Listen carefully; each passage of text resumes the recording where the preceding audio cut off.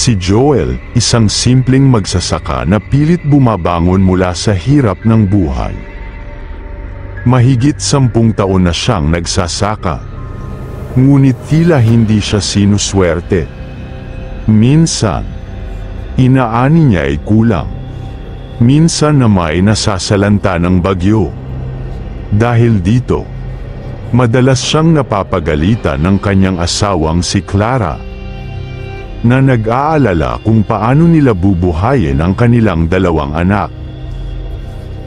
Isang hapon, matapos ang isang nakakapagod na araw sa bukid, naisipan ni Joel na magpahinga sa ilalim ng isang matandang punong balete. Noon pa man, sinasabi ng matatanda na may misteryo ang punong ito, may mga nilalang daw na naninirahan sa ilalim nito. Ngunit hindi naniwala si Joel sa mga ganitong kwento. Para sa kanya, ang kailangan niya ay sipag at tiyaga, hindi mga alamat. Habang nakaupo siya sa lilim ng punong balete, isang malamig na simoy ng hangin ang dumaan. Kasabay ng mahina ngunit matinis na tawa na tila nagmumula sa lupa. Napatingin si Joel sa paligid ngunit wala siyang nakita. Napapagod lang siguro ako, bulong niya sa sarili, bago niya ipinikit ang kanyang mga mata. Ngunit nang idilat niya muli ang kanyang mga mata, napansin niyang may maliit na nilalang sa kanyang harapan, isang maliit na lalaking hindi lalampas sa isang talampakan ang taas. Nakasuot ng pulang sombrero at may mahaba at maputing balbas. Aba, anong klaseng hayop to? Gulat na tanong ni Joel. Napatawa ang maliit na nilalang. Hayop. Ako si Tisoy, isang duwende. Matagal na kitang pinagmamasdan. Nanlaki ang mata ni Joel. Hindi niya alam kung nananaginip lang siya. Paano mo alam ang pangalan ko? Marami kaming nakikita at naririnig. Sagot ni Tisoy habang nakangiti. At nakita ko kung paano ka magpakahirap sa iyong sakahan. Pero tila hindi ka sinuswerte. Ano? Napayuko si Joel. Oo. Kahit anong gawin ko, parang walang nangyayari. Parang ako lang ang gumagawa ng lahat. Pero ang kapalaran ayaw akong tulungan. Ngumiti si Tisoy. Marahil, kailangan mo lang ng kaunting tulong at swerte. Paano mo ako matutulungan? May isang kondisyon. Sagot ng duwende. Bukas ng hating gabi, bumalik ka rito sa ilalim ng balete. May ipapakita ko sa iyo. Nag-alinlangan si Joel. Alam niyang delikado ang lumabas ng ganoong oras. Lalo pat sinasabi ng matatanda na oras iyon ng mga engkanto at malegno. Ngunit may kung anong naglalaro sa kanyang isip na nagsasabing sundan ang sinasabi ng duwende. Bukas ng hating gabi, babalik ako. Sagot niya. Ngumiti si Tisoy at unti-unting naglaho sa hangin. Naiwan si Joel na tulala. Hindi alam kung anong naghihintay sa kanya sa susunod na gabi. Dumating ang hating gabi. At kahit nanginginig sa kaba, bumalik si Joel sa ilalim ng punong balete. Tahimik ang paligid, tanging huni ng ihip ng malamig na hangin ang kanyang naririnig. Halos umurong na siya sa takot. Ngunit naalala niya ang kanyang pamilya. Kung may pagkakataong umasenso, hahawakan niya ito kahit sa pakikipagkasundo sa isang mahiwagang nilalang. Akala ko hindi ka na darating. Biglang sabi ng isang maliit na tinig. Nagulat si Joel nang makita si Tisoy. Ang maliit na duwendeng nakapulang sombrero na nakatayo sa isang ugat ng balete. Hindi ito nag-iisa. Sa paligid ng puno, may iba pang maliliit na nilalang na tulad niya, may suot na berde, asul, at kayumangging kasuotan. Lahat sila ay nakangiti, ngunit may kung anong misteryo sa kanilang presensya. Totoo ba to? Tanong ni Joel. Halatang hindi pa rin makapaniwala. Ngumiti si Tisoy. Totoo kami. At totoo ang alok ko sa iyo. Naglakad si Tisoy patungo sa isang maliit na butas sa ugat ng puno. Isang liwanag ang lumabas mula rito. At mula sa loob ay isang gintong palayok ang kanyang hinila palabas. Ang palayok ay puno ng kumikislap na alikabok na tila mga durog na bituin. Ano yan? Tanong ni Joel. Nanginginig sa pananabik. Ginto. Hindi. Ito ay alikabok ng swerte. Paliwanag ni Tisoy. Kapag isinaboy mo ito sa iyong sakahan, anumang itanim mo ay lalago at magdadala ng masaganang ani. Sa loob ng 1 taon, yayaman ka. Hindi makapaniwala si Joel. Ang hinihintay niyang pagkakataon ay nasa harapan na niya. Ngunit sa kabila ng tuwa, napansin niya ang matalim na tingin ng ibang duwende. Ano ang kapalit? Tanong ni Joel. Sapagkat alam niyang sa mundong ito, walang tunay na libreng tulong. Matalino ka nga, sabi ni Tisoy habang humahalakhak ang ibang duwende. Hindi kami nagbibigay ng walang kapalit. Lumapit ang duwende kay Joel at tinapak ang kanyang kamay. Simple lang ang kondisyon. Gamitin mo ito sa iyong sakahan at maging masinop sa iyong kayamanan. Ngunit may isang bagay na hindi mo dapat gawin. Huwag na huwag kang magpapasilaw sa yaman. Kung sakaling ikaw ay maging gahaman, babawiin namin ang lahat ng ibinigay namin, pati na rin ang higit pa. Oo, sagot ni Joel. Hindi ako gahaman. Gusto ko lang maiangat ang pamilya ko sa hirap. Ngumiti si Tisoy at iniabot sa kanya ang palayok.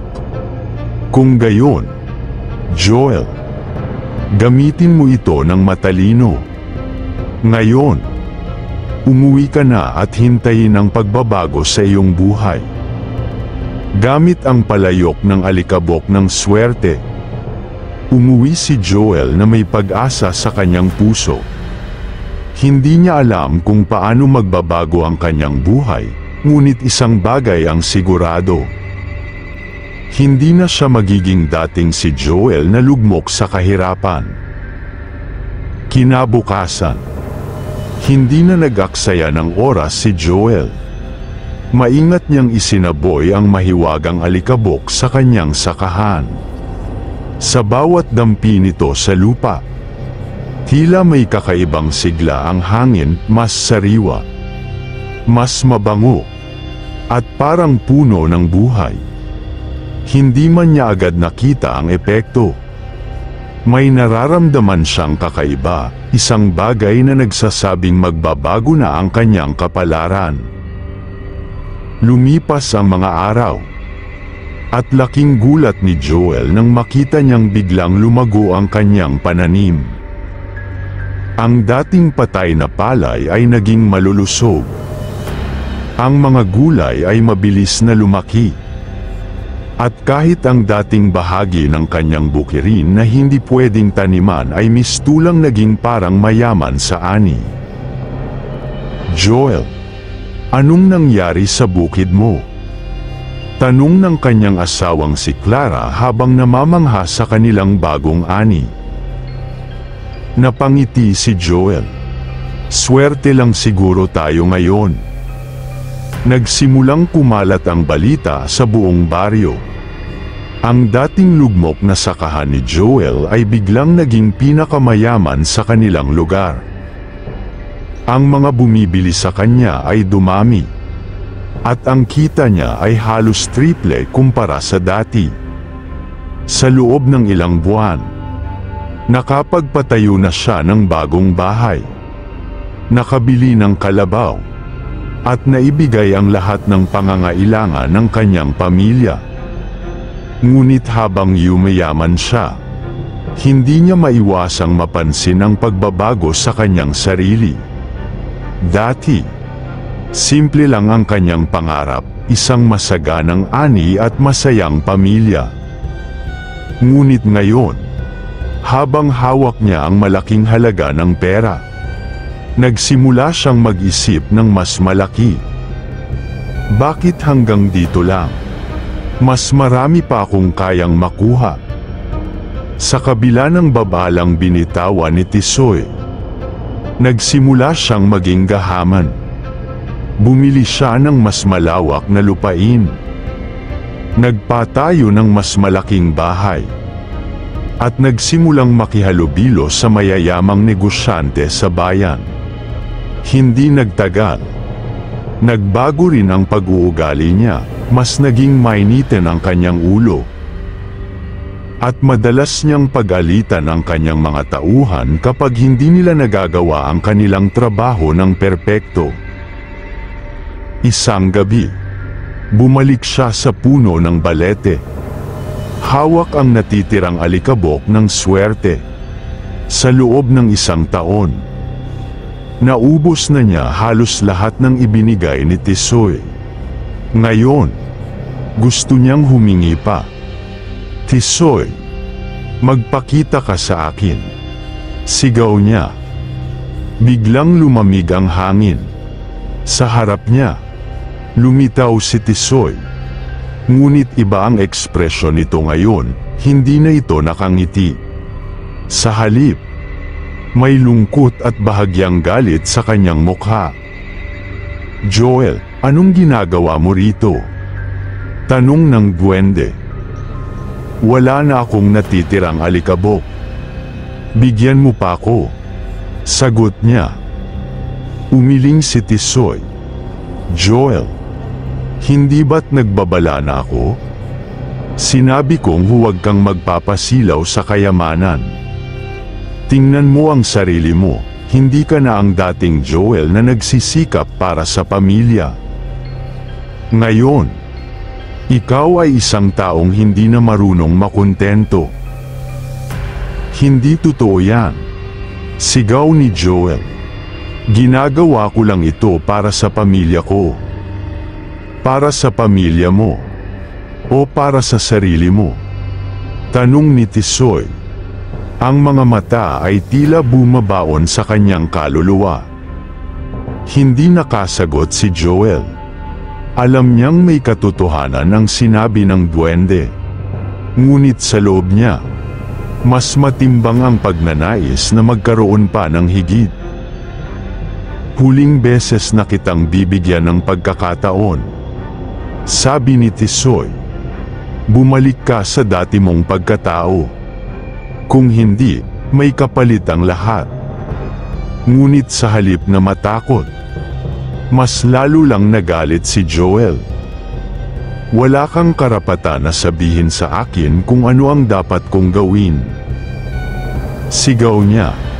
Kung ayaw mo akong bigyan ng swerte, hahanapin ko ito sa ibang paraan. Sa sandaling yon, lumakas ang ihip ng hangin. At biglang nagdilim ang paligid. Ang mga mata ni Tisoy ay kumislap ng kakaibang liwanag.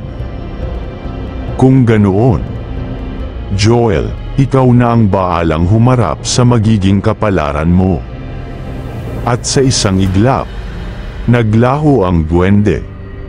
Kasabay ng isang nakakapangilabot na tinig na umalingaw-ngaw sa buong kagubatan. Hindi alam ni Joel na sa gabing yon, isang sumpa ang dumating sa kanyang buhay. Kinabukasan, Nagising si Joel na may kabigatan sa kanyang dibdib. Parang may kulang. Parang may mali. Ang mga pananim sa kanyang sakahan ay mabilis na lumago. Ngunit ang kanyang puso ay tila nawawala sa direksyon. Naramdaman niya ang kakaibang pakiramdam ng pagkabigla. Tulad ng isang anino na sumusunod sa kanya. Pumunta siya sa bukirin at nakitang ang mga pananim ay tila namumuhay ng hindi natural. Ang mga gulay, palay, at prutas ay lumalaki ng mabilis. Pero may mga kakaibang marka sa bawat halaman, tulad ng mga sugat sa balat ng prutas at mga litid na nagsisimulang sumisira mula sa mga halaman. Anong nangyayari? Tanong ni Joel sa sarili. Ngunit hindi siya makapagdesisyon kung anong hakbang ang gagawin. Sa hating gabi, nagbalik si Tisoy sa ilalim ng punong balete. Dala ang mga saloobin ng mga duwende. Hindi na ang dati nitong ngiti ang kanyang mukha, ngunit ang mga mata ni Tisoy ay puno ng kalungkutan at galit. Joel, sabi ni Tisoy, nakita ko na ang iyong ginawa. Ang labis mong kasakiman ay nagdulot ng isang sumpa. Ang mga halaman ay naging mabagsik. Ang bawat ani ay naglalaman ng puot na hindi mo kayang kontrolin. Huwag mong sabihin na ako ang may kasalanan. Sigaw ni Joel. Ang kanyang mga mata ay puno ng galit. Binigyan mo ako ng swerte. At ako ang nagdesisyon kung paano ito gamitin.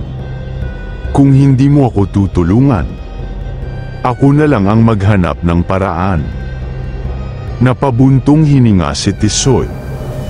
Ang mga palad ay dahan-dahan na tumaas at tila may isang misteryosong enerhiya na lumalabas sa kanyang katawan.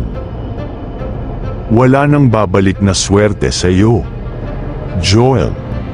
Ang lahat ng iyong pinaghirapan ay magiging sanhi ng iyong pagkatalo. Ngunit hindi nakinig si Joel.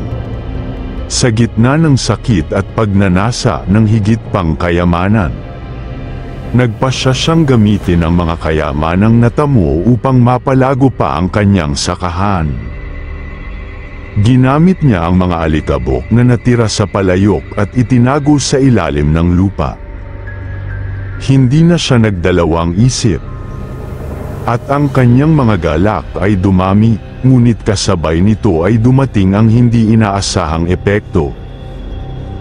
Habang ang kanyang mga pananim ay patuloy na lumalaki, naging mga nilalang na ng dilim ang bawat prutas. Mga mabagsik na hayop ang lumabas mula sa mga ugat.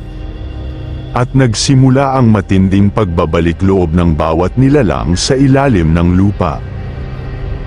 Ang mga prutas na may nakakalasong mga tinik ay nagsimulang maghasik ng gulo sa buong baryo. Isang araw,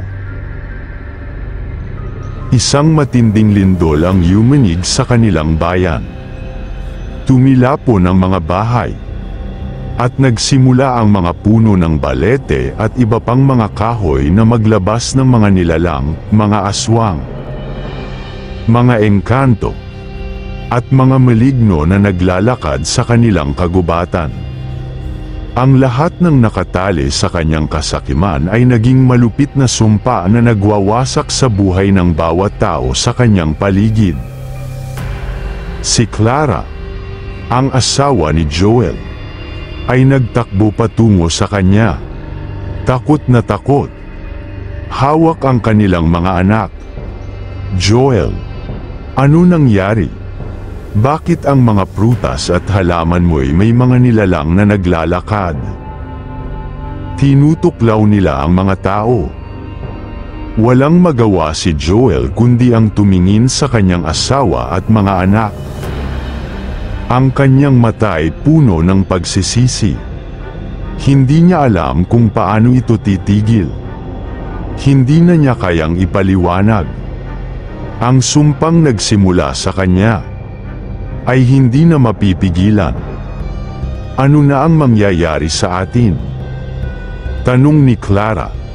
Ang kanyang tinig ay punong-puno ng takot. Wala na akong magagawa. Bulong ni Joel. Ang mga mata ay namumuo ng luha. Ang lahat ng ito ay dahil sa aking kasakiman. Sa ilalim ng balete, si Tisoy ay muling nagpakita. Hindi na siya ang duwendeng nagbigay ng swerte, kundi ang guro ng isang malupit na aral.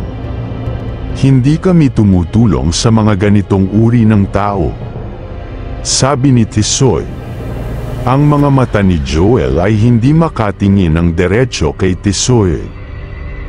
Ngayon, pati kami ay maghihirap dahil sa iyo, wika ni Tisoy. At sa isang kisap mata, naglaho si Tisoy, kasama ng mga duwende at mga nilalang na naglakbay mula sa kagubatan. Iniwan ni Joel ang lahat ng kanilang kayamanan at ang kanyang pamilya sa isang mundo na hindi na niya kayang kontrolin. Ang baryo ay naging isang lugar ng dilim at takot. Ang mga punong balete na dating puno ng misteryo ay ngayon nagsisilbing tahanan ng mga maligno, aswang, at mga nilalang mula sa madilim na kaharian. Ang mga tao ay nagsitakas, nagtatago, o kaya'y naging biktima ng mga nilalang na naglalakad sa kanilang mga bakuran. Si Joel, na ngayon ay naglalakad na parang anino ng kanyang dating sarili, ay naghanap ng paraan upang itama ang kanyang mga pagkakamali. Sa bawat hakbang, nakikita niya ang mga nilalang na nilikha ng kanyang kasakiman, mga hayop na may mga mata ng apoy, mga halaman na may matutulis na tinik, at mga nilalang na naglalakad na may naglalagablab na kaluluwa. Patawarin mo ako, Clara. Patawarin mo ako, wika ni Joel sa kanyang sarili habang hinahanap ang kanyang pamilya. Ngunit sa kabila ng lahat ng kanyang pagsisisi, hindi na siya matutulungan. Ang lahat ng mga sakripisyo niya ay napalitan ng mas matinding sumpa. Dahil sa mga nilalang na lumabas mula sa kanyang sakahan, ang buong baryo ay nagsimulang maglaho, lahat ng mga dating kabahayan, mga taniman, at mga tao ay nawalan ng saysay at buhay. Ang mga daan ay tinakpan ng makapal na ugat ng mga halaman. At ang hangin ay amoy-apoy, amoy pagkawasak. Nahanap ni Joel si Clara at ang kanilang mga anak sa isang lumang bahay, na noon ay naging isang kanlungan mula sa mga nilalang. Subalit, nang makita sila, hindi niya na muling nakilala ang mga mata ni Clara, puno ito ng takot. Ngunit may hindi matukoy na galit. Joel, ang lahat ng ito ay dahil sa iyo, sabi ni Clara. Hindi ba't alam mong may mga bagay na hindi dapat hinahangad? Wala na kaming maibabalik na buhay. Hindi na muling magiging masaya. Napayuko si Joel. Patawarin mo ako, Clara. Wala akong ibang intensyon kundi ang magbigay sa iyo ng mas magandang buhay. Ngunit ako mismo ang naging sanhi ng ating pagkawasak. Habang hawak ni Joel ang kamay ng kanyang asawa, ang mga mata ni Clara ay naglaho sa dilim ng paligid. Tumangis siya. Ngunit hindi na siya nakayang aminin ang sarili niyang pagkatalo. Isang nakakabiglang hangin ang humaplos kay Joel, na parang naglalaman ng mga alingaw-ngaw ng mga nilalang. Sa ilalim ng isang malupit na dilim, Isang matalim na tinig ang pumasok sa kanyang isipan, ito na ang bayad ng iyong kasakiman. Si Tisoy, ang duwende, ay muling nagpakita sa harap ni Joel. Ngunit ngayon ay siya ang may hawak ng palayok. Sa ibabaw nito ay isang kakaibang anyo ng nilalang, puno ng galit at puot mula sa kanyang mga kasalanan. Ang kapalit ng iyong kasakiman ay hindi lamang ang iyong kayamanan. Joel, lahat ng nilalang sa iyong paligid ay magiging bahagi na ng sumpa. Ang iyong buhay ay magiging walang saysay. At pati ang mga mahal mo ay mawawala. Si Joel, na puno ng pagsisisi, ay nagsimulang magmakaawa kay Tisoy. Tisoy, bigyan mo kami ng pagkakataon. Hindi ko na kayang makita ang aking pamilya na mawawala. Gagawin ko ang lahat upang itama ang aking pagkakamali. Ngunit walang sagot si Tisoy. Sa isang iglap, ang palayok na hawak nito ay nagbukas. At mula dito ay lumabas ang isang itim na usok ang kumulong sa buong baryo. Ang lahat ng nilalang na nilikha ng kasakiman ni Joel ay nagsimulang magbalik loob sa kagubatan. Naglakad patungo sa kadiliman. At iniwan siya sa kalagayan ng walang kapatawaran. Habang nawawala ang usok at ang dilim, si Joel ay tumayo na may mga mata ng isang taong nauubos na ang lahat. Sa kabila ng lahat ng pagkatalo, natutunan niya ang pinakamahalagang aral, ang swerte at yaman ay hindi sukatan ng tunay na kasiyahan. Ang kanyang kasakiman at ang di mabilang na paghahangad ay nagdulot lamang ng pagkawasak ng lahat ng mahalaga. Ngunit ito rin ang huling pagkakataon na nakapagbalik siya sa ilalim ng puno ng balete. Wala ng Tisoy. Wala ng mga duwende. Ang kalungkutan na iniwan ni Joel ay nagsilbing palatandaan ng sumpang maghihirap sa lahat ng darating na henerasyon. Sa huli, siya'y naglakad patungo sa dilim, ang hinagpis ng kanyang pagkatalo ay nagtatapos sa isang di nababayarang pagkakamali.